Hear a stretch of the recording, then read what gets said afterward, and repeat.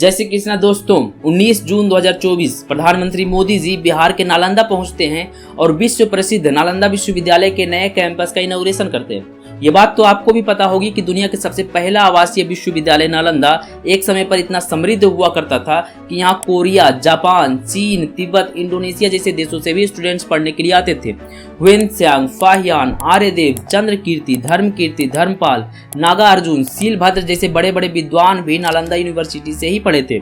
यहाँ तक कि जीरो का खोज करने वाले आर्यभट्ट नालंदा यूनिवर्सिटी से पढ़े भी थे और एक समय पर नालंदा यूनिवर्सिटी के प्रमुख भी रहे थे। कहा जाता है कि यदि आपको वहां पर एडमिशन करवाना है तो सबसे पहले आपको वहां के द्वारपाल को शास्त्रार्थ में हराना होता था। उसके बाद 2 और अलग अलग लेवल पर आचार्य से इंटरव्यू के बाद मात्र कुछ भाग्यशाली स्टूडेंट से ही उसमें एडमिशन करवा पाते थे। वर्तमान समय में यदि कंपेयर करें तो ये एम्स मेडिकल कॉलेज में एडमिशन के बराबर था।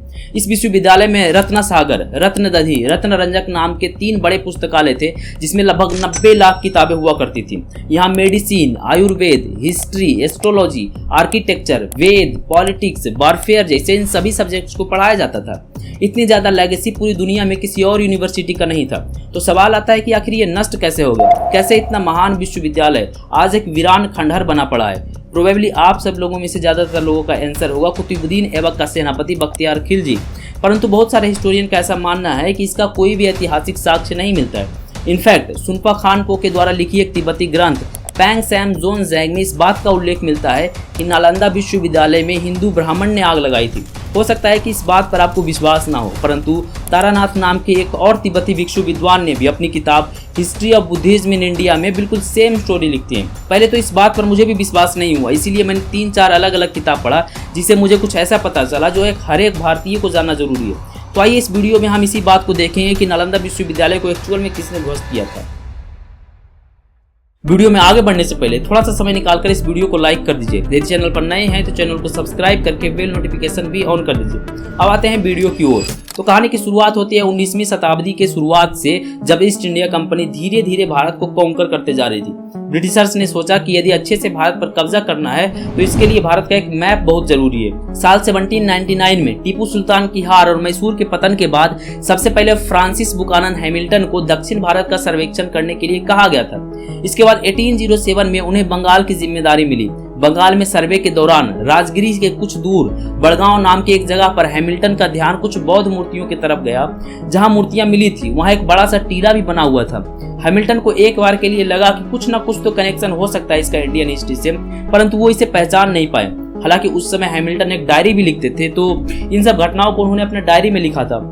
बाद में फिर वो आगे गंगा नदी में मिलने वाली मछलियों पर रिसर्च करने के लिए चले गए। आगे चलकर हैमिल्टन की यही डायरी एक ब्रिटिश ऑफिसर के हाथों लग गई, जिन्होंने इस डायरी का मिलान ह्वेनत्सांग के द्वारा भारत भ्रमण के समय लिखे गए डॉक्यूमेंट से किया। ये देखकर उन्हें बड़ी हैरानी हुई कि इतना महत्वपूर्ण स्थान खोजने के बाद भी हैमिल्टन को पता ही नहीं था कि उन्होंने क्या खोज निकाला है। असल में वो वही जगह था जहां ह्वेनत्सांग पढ़ते थे, विश्व प्रसिद्ध नालंदा यूनिवर्सिटी। साल 1915 में नालंदा का एक्सपेंशन स्टार्ट हुआ और 1937 तक चला। आज जो आप हर जगह नालंदा खंडहर देखते हो, एक्चुअल में वही नालंदा विश्वविद्यालय था। ह्वेनत्सांग ने अपनी यात्रा वृत्तांत में जिस तरह से नालंदा विश्वविद्यालय का वर्णन किया था, यदि अभी के नालंदा खंडहर से उसको कंपेयर किया जाए तो आप लोग जो फोटोज या वीडियोज में देखते हो वो पूरे विश्वविद्यालय का केवल 10% भाग है। 90% भाग का अभी भी खुदाई नहीं हुआ है। आप एक बार इमेजिन करके देखिए कि कितना भव्य और विशाल विश्वविद्यालय रहा होगा वो। अब इस बात को यहीं पर छोड़कर थोड़ा शुरुआत से शुरू करते हैं, जब नालंदा विश्वविद्यालय का निर्माण हुआ था। इस विश्वविद्यालय का पहला कुछ बिल्डिंग्स मौर्य सम्राट अशोका द ग्रेट के द्वारा बनाया गया था, जो शुरुआत में सिर्फ बौद्ध मठ के रूप में था। बाद में 5वीं शताब्दी में गुप्त वंशज के एक राजा कुमार गुप्त ने यहाँ नालंदा मठ विश्वविद्यालय को बनवाया, जहाँ स्टूडेंट्स पढ़ सकते थे। उस समय पर यह उतना विशाल नहीं हुआ करता था, परंतु कुमार गुप्त के उत्तराधिकारी बुद्ध गुप्त, तथागत गुप्त, बालादित्य और वज्र ने यहाँ बहुत सारे मठों और मंदिरों का निर्माण करके विश्वविद्यालय के परिसर का विस्तार किया। ये बात बहुत कम लोगों को पता है कि नालंदा विश्वविद्यालय पर 3 बार हमला हुआ था। सबसे पहला हमला 455 से 470 ईस्वी के बीच हुन शासक मिहिर कुल के द्वारा किया गया था। उस समय गुप्त साम्राज्य के राजा समुद्रगुप्त थे। हुनाज बेसिकली एक मिडिल एशियाई ट्राइबल ग्रुप हुआ करता था, जो बेसिकली हिमालय के खैबर दर्रे से भारत में प्रवेश करके लूटपाट करके चला जाता था। उस समय गुप्त राजाओं के द्वारा नालंदा विश्वविद्यालय को बहुत सारा पैसा दिया जाता था। हुनों को जब यह पता चला तब उन लोगों ने नालंदा पर आक्रमण करके सब कुछ लूट कर चला गया। पर क्योंकि विश्वविद्यालय का विनाश बहुत ज्यादा गंभीर नहीं था, इसीलिए गुप्त साम्राज्य के सम्राट स्कंदगुप्त ने इसे फिर से बनवाया। नालंदा का वो प्रसिद्ध प्रसिद्ध पुस्तकालय जिसके बारे में आप सुनते हो वो भी इसी समय पर बनवाया गया था। नालंदा पर दूसरा हमला गौड़ राजवंश के राजाओं के द्वारा 7वीं शताब्दी की शुरुआत में किया गया था। उस समय कन्नौज के सम्राट हर्षवर्धन का शासन हुआ करता था।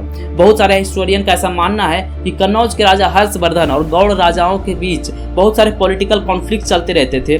जाहिर सी बात है कि अभी तक जितने भी अटैक नालंदा पर हुए थे वे सभी पॉलिटिकल और लूटपाट के पर्पज से हुए थे, इसीलिए नालंदा को उतना ज्यादा डैमेज नहीं हुआ।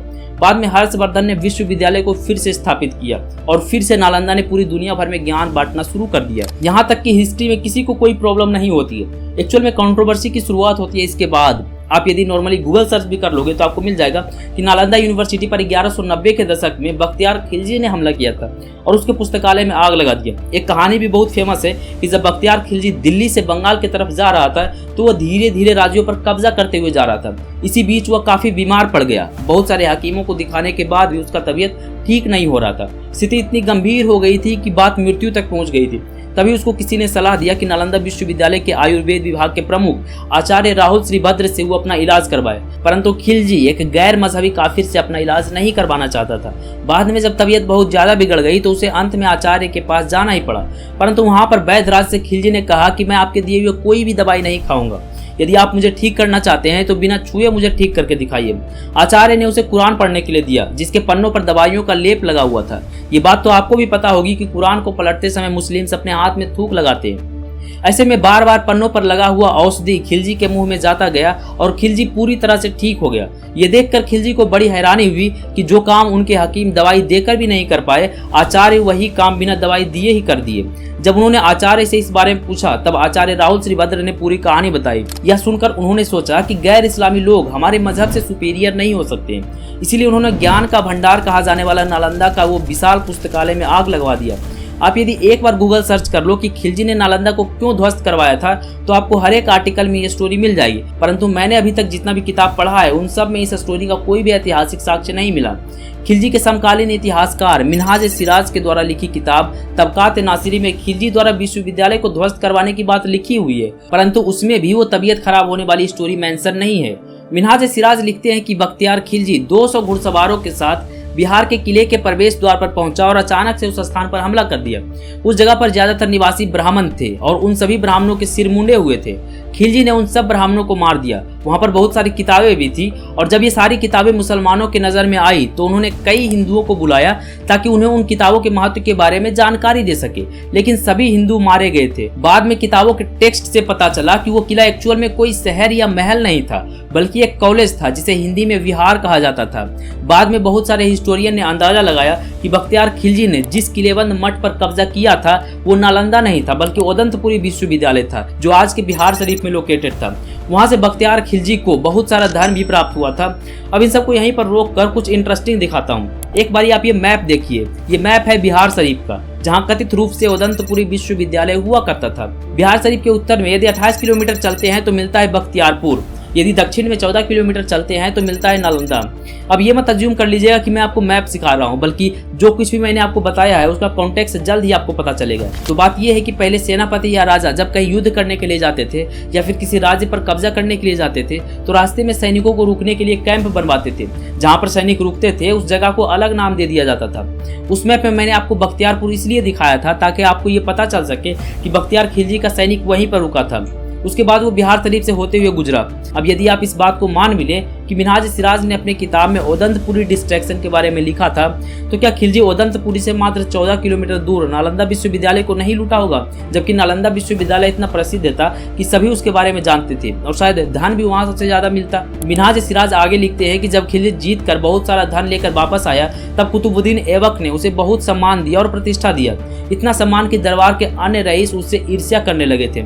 पर इससे भी अभी तक ये सिद्ध नहीं हुआ कि नालंदा विश्वविद्यालय को खिलजी ने ही आग लगवाया था। इसको यहीं पर रोककर थोड़ा सा आगे आता हूँ, बाद में इसके डॉट को कनेक्ट करूंगा। तो बात साल 2004 की है जब भारतीय इतिहास कांग्रेस के अध्यक्ष मार्क्सवादी इतिहासकार DN झा थे। उन्होंने अपने अध्यक्षीय भाषण में नालंदा के विनाश का विवरण किया। इसी समय वो बोलते हैं कि एक तिब्बती परंपरा के अनुसार कलचूरी राजा कर ने मगध में कई बौद्ध मंदिरों और मठों को नष्ट कर दिया। तिब्बती ग्रंथ पैंग सैम जोनजैंग में कुछ हिंदू कट्टरपंथियों के द्वारा नालंदा के पुस्तकालय को जलाए जाने का उल्लेख है।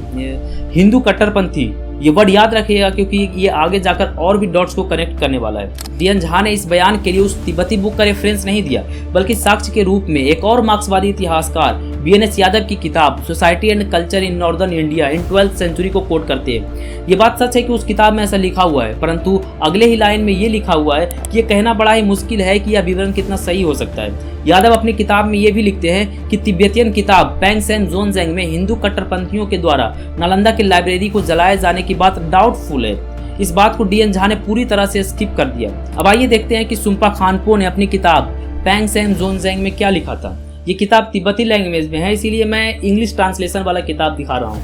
इस किताब में लिखा हुआ है कि उन दिनों मुतित भद्र नामक एक विद्वान रहता था जो स्तूपों के जीर्णोद्धार में संलिप्त था। एक दिन उसे बोधिसत्व सामंत भद्र के दिव्य दर्शन हुए। इसमें वो बोधिसत्व के वस्त्र को पकड़कर उड़ते हुए लिऊल पहुंच गया। वहां उसने सभी जीव जंतुओं के उद्धार में सहभागिता की। इस प्रकार धर्म को पुनर्जीवित किया। मध्य देश में धर्म 40 वर्ष तक प्रफुल्लित हुआ।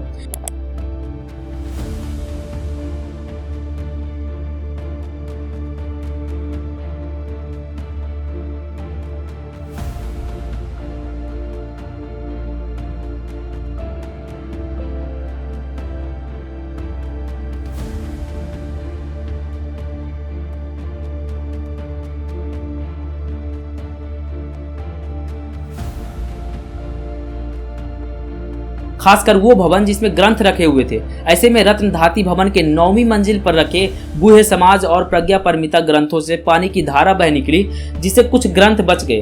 बाद में राजा के दंड के डर से दोनों तीर्थिका उत्तर के हंसामा भाग गए, लेकिन दोनों बच नहीं सके। उन्हें अपने आप प्रकट हुई आग ने भस्म कर दिया।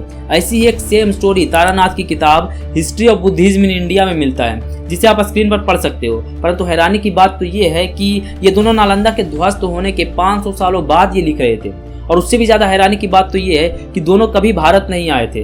वामपंथी इतिहासकारों की माने तो तीर्थिका का मतलब हिंदू ब्राह्मण होता है, परंतु ये पूरी तरह से झूठ है। आप यदि देखोगे तो इसी किताब में कई जगह लिखा हुआ है तीर्थिकाज एंड ब्राह्मण्स, यानी ये बात तो तय है कि तीर्थिका ब्राह्मण नहीं थे। अब आप लोग बोलोगे कि इन दोनों एविडेंस से तो यही सिद्ध होता है कि नालंदा विश्वविद्यालय को तीर्थिका ने ही जलाया था। तो आपको कुछ और फैक्ट दिखाता हूँ जो ज्यादातर लोग दिखाते नहीं है। यदि आप पैंगसेन जोनजेंग के ऑथर सुम्पा खान को देखोगे तो उनका जन्म 1702 ईस्वी में हुआ था। तारानाथ के history of Buddhism in India नाम की ये किताब 17वीं शताब्दी में प्रकाशित हुआ था, यानी नालंदा खंडर के डिस्ट्रैक्शन के लगभग 500 साल बाद। यदि आप उस स्टोरी को ध्यान से देखोगे तो आपको दिखेगा कि इसमें बहुत सारे चमत्कार की बात कही गई है। पहला तो ये कि उसे बोधिसत्व सामंत भद्र के दिव्य दर्शन हुए। इसमें वो बोधिसत्व के वस्त्र को पकड़कर उड़ते हुए लिऊल पहुंच गया। सूर्य देव की सिद्धि से 84 भवनों को जला दिया। उसके बाद रत्न धाती से पानी का झरना बहने लगा, जिससे कुछ ग्रंथ बच गए। जो कम्युनिस्ट खुद को इतने ज्यादा प्रोग्रेसिव बताते हैं, वो बोलते हैं कि हम किसी चमत्कार को नहीं मानते, फिर भी उन्होंने इतने सारे चमत्कार होने के बाद भी इस स्टोरी पर बिलीव कर लिया, सिर्फ इसलिए क्योंकि यहाँ हिंदू ब्राह्मण को नालंदा डिस्ट्रैक्शन का दोषी ठहराया जा सके और एक पर्टिकुलर वर्ग को बचाया जा सके। आप एक बार सोच करके देखिए कि कैसे मात्र 2 तीर्थिका हजारों लोगों के होते हुए विश्वविद्यालय के अंदर जाकर 3 विशाल पुस्तकालय में आग लगा दिया, जिसमें 90 लाख किताबें रखी हुई थी। ये स्टोरी अपने आप में हास्यास्पद लगती है, परंतु जो भी हो, अभी तक ये सिद्ध नहीं हुआ है कि नालंदा विश्वविद्यालय को मुस्लिम आक्रांता या फिर बख्तियार खिलजी ने ही ध्वस्त किया था। तो अभी उसी पर आते हैं, बाद में इसे देखेंगे। एक तिब्बती भिक्षु धर्म स्वामी 1234 ईस्वी में भारत आए। वे मगध में लगभग 2.5 साल तक रहे और नालंदा में लगभग 6 महीने तक। वो बताते हैं कि लोग लूटपाट करने वाले मुस्लिम शासकों के डर से छिपते रहे थे। जब धर्म स्वामी बोध गया जाते हुए वैशाली पहुंचे तो मुस्लिम सेना के आने की आशंका के कारण पूरा शहर वीरान हो गया था। लोग दिन में अपने घरों को छोड़कर भाग जाते और रात में वापस आते थे। जब वे नालंदा गए तो उन्होंने देखा कि नालंदा भूत बनकर रह गया है। 8 मंदिरों और 14 बड़े तथा 84 छोटे मठों में से केवल 2 विहार ही सेवा योग्य स्थिति में थे। धर्म स्वामी ने कहा कि उनकी देखभाल करने के लिए या उन्हें प्रसाद चढ़ाने वाला कोई नहीं है। वहां मौजूद भिक्षुओं और शिक्षकों की बड़ी भीड़ में से केवल एक 90 वर्षीय शिक्षक राहुल श्रीभद्र, 4 पंडित और 70 भिक्षु ही बचे थे। वो भी भय में ही जीते थे। उसी समय मुस्लिम सैनिक ओदंतपुरी के बिहार में पहुंच गए। उन्होंने राहुल श्रीभद्र के 2 अनुयायियों को कैद कर लिया। उन दोनों ने एक यात्री के माध्यम से अपने गुरु को संदेश भेजा कि भाग जाओ, क्योंकि आक्रमणकारी निश्चित रूप से आपको और आपके अनुयायियों को मार डालेंगे। इस स्टेटमेंट को यदि आप ध्यान से देखोगे तब आपको पता चलेगा कि आक्रमणकारी ओदंतपुरी होते हुए नालंदा आते थे।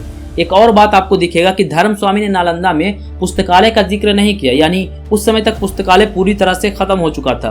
उन्होंने यह भी जिक्र किया कि लोग मुस्लिम आक्रांताओं के भय से जीते थे। अब पैटर्न समझिए, इन सब का तो मतलब यही हुआ कि मुस्लिम आक्रांता ओदंतपुरी से नालंदा आते थे और डिस्ट्रैक्शन करते थे। उससे कुछ दशक पहले दिल्ली सल्तनत के अंतर्गत बख्तियार खिलजी ही बिहार में वहां जाकर डिस्ट्रैक्शन किया था। यानी इन सब को देखने के बाद आपको ये तो अंदाजा हो ही गया होगा कि सबसे ज्यादा नालंदा यूनिवर्सिटी को ध्वस्त करने की पॉसिबिलिटी बख्तियार खिलजी की ही है। मुझे लगता है कि इतने सारे प्रूफ काफ़ी है ये दिखाने के लिए कि नालंदा विश्वविद्यालय को या तो बख्तियार खिलजी ने ध्वस्त करवाया था या तो कोई और मुस्लिम आक्रांत था। अब आप लोग बोलोगे कि अच्छा ये सब तो ठीक है, परंतु इन कम्युनिस्टों को हिंदुओं से क्या प्रॉब्लम है जो हिंदुओं को हमेशा डिफेम करने की कोशिश करते रहते हैं। तो बात यह है कि इन्हें हिंदुओं से कोई प्रॉब्लम नहीं है, इन्हें प्रॉब्लम है ट्रेडिशन से, इन्हें प्रॉब्लम है मेजोरिटिज्म से, इन्हें प्रॉब्लम है संस्कृति से। पर क्योंकि इंडिया में हिंदू बहुसंख्यक है इसलिए ये लोग हिंदू का विरोध करते हैं। जिस देश में दूसरे धर्म के लोग मेजोरिटी में रहते हैं ये लोग वहाँ उसका विरोध करते हैं। आप देखोगे कि जितने भी मुस्लिम कंट्री है सभी में कम्युनिस्ट पूरी तरह से बैन है। यदि ये लोग मुस्लिम के इतने ही शुभचिंतक होते तो फिर वहाँ बैन क्यों होते। ये लोग किसी के सगे नहीं है, ये सिर्फ और सिर्फ हिस्ट्री को मैनिपुलेट करके मेजोरिटी को नीचा दिखाना जानते हैं। यदि आपने मेरा ज्ञान बापी मस्जिद वाला वीडियो देखा होगा तो उसमें भी मैंने बताया है कि कैसे कांग्रेस के एमपी और इतिहासकार रहे पट्टाभी सीतारमैया अपने किताब फेदर्स एंड स्टोन में लिखते हैं कि काशी विश्वनाथ मंदिर के पुजारी कुछ महिलाओं के साथ घृणित काम किया था, जिसके बाद औरंगजेब को पता चलने पर दंड से बचने के लिए हिंदू ब्राह्मणों ने आधा बना हुआ काशी विश्वनाथ मंदिर को मस्जिद में बदल दिया और वहां छिप गए, जबकि ये पूरी तरह से झूठी स्टोरी है। यदि आप लोगों में से कोई काशी विश्वनाथ वाले वीडियो को नहीं देखे तो मैं लिंक नीचे डिस्क्रिप्शन में दे दूंगा, आप जाकर के देख सकते हो। ये कम्युनिस्ट लोग किसी भी रिच कल्चर के इतिहास को इस तरह से मैनिपुलेट करते हैं ताकि आपको अपने ही कल्चर पर शर्म आने लगे। ये इनकी मानसिकता है। ये लोग कैसे मैनिपुलेट करते हैं आपको वो भी बताता हूँ। इन सब लोगों को क्रोनोलॉजी समझाने का बड़ा शौक है ना, तो एक बारी क्रोनोलॉजी समझिए। पहले तो 12वीं शताब्दी में मिनहाज सिराज अपने किताब में लिखते हैं कि बख्तियार खिलजी ने बिहार और नालंदा वाले रीजन में विश्वविद्यालयों पर हमला किया और उसे लूटा। उसके बाद 13वीं शताब्दी में तिब्बती भिक्षु धर्मस्वामी बताते हैं कि कैसे मुस्लिम आक्रांता ओदंतपुरी और नालंदा पर हमला करते थे। 18वीं शताब्दी में तिब्बती लेखक सुम्पा खानपुर लिखते हैं कि बहुत सारे चमत्कारों के साथ तीर्थिका ने नालंदा के पुस्तकालय में आग लगाया था। 20वीं शताब्दी में कम्युनिस्ट इतिहासकार BNS यादव लिखते हैं कि नालंदा विश्वविद्यालय को कट्टर सिरफिरे हिंदुओं ने जलाया था, परंतु ये संदेहास्पद है। 21वीं शताब्दी में कम्युनिस्ट राइटर DN झा अपने भाषण में बोलते हैं कि नालंदा विश्वविद्यालय परिसर को कट्टर सिरफिरे हिंदू ब्राह्मणों के द्वारा विनाश किया गया था। दरअसल हिंदू कट्टरपंथी सब इन्हीं कम्युनिस्टों की खोज है। ये लोग भारतीय इतिहास के बहुत सारे भाग को मैनिपुलेट कर चुके हैं, परंतु अब ज्यादा नहीं। आज के बाद में बीच बीच में इतिहास के उन टॉपिक्स पर भी वीडियो लाऊंगा जिसे कम्युनिस्ट वामपंथी या दक्षिणपंथी इतिहासकारों ने मैनिपुलेट किया है। बाकी मिलते हैं आपको जल्द ही किसी और नए वीडियो के साथ, तब तक के लिए राधे राधे।